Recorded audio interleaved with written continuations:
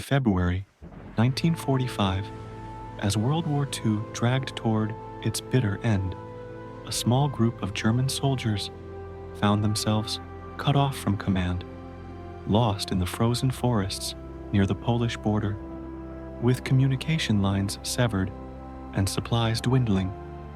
Their only hope was to find shelter. After hours of trudging through snow and silence, they discovered something buried beneath the trees. A bunker, old, rusted, and half covered in dirt and ice. It looked like it hadn't been touched since the First World War. But the door was open, and inside, it was surprisingly intact.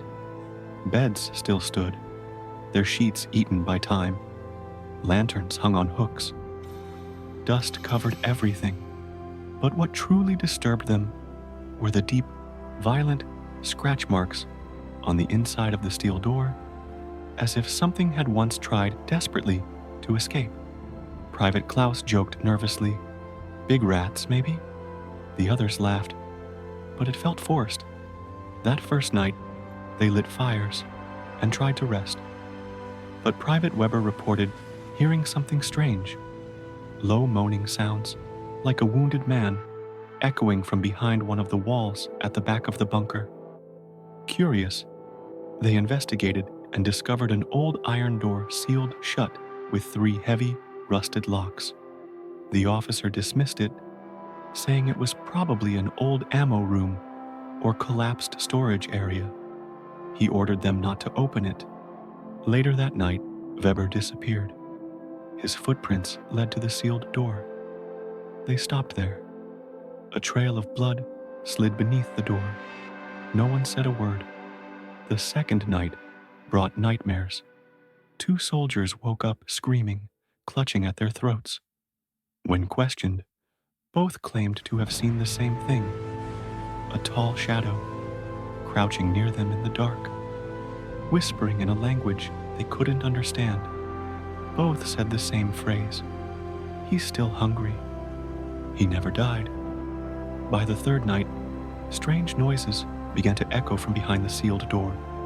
Scraping metal, claws on concrete, whispers like breathing through water, and a foul stench filled the air.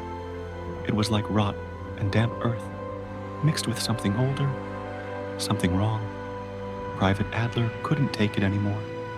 Against orders, he broke the locks and opened the door. Behind it, they found a narrow, winding tunnel descending into darkness. He took a flashlight and entered alone. He never came back. They waited at the entrance for nearly 10 minutes.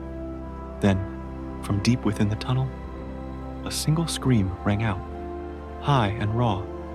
The flashlight's beam flickered once, then vanished. The soldiers panicked. They sealed the door again and stacked everything they could find against it. They refused to sleep in the bunker after that, even though it meant freezing in the snow outside. But the terror followed them. Each night, someone would see it.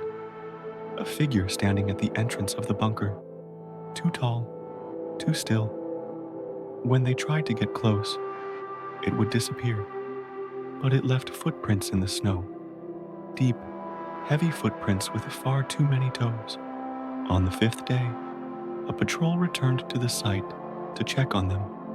They found the entire squad missing, everyone except the commanding officer. He was found sitting by the sealed door, shivering, eyes wide and empty. He wouldn't speak at first, but after a few hours, he began whispering one sentence again and again. I opened the door. I let it out. No official records mentioned the bunker. Maps of the area were later revised, and the original coordinates lost. But among certain circles, old soldiers, forgotten archivists, it's known by a name whispered with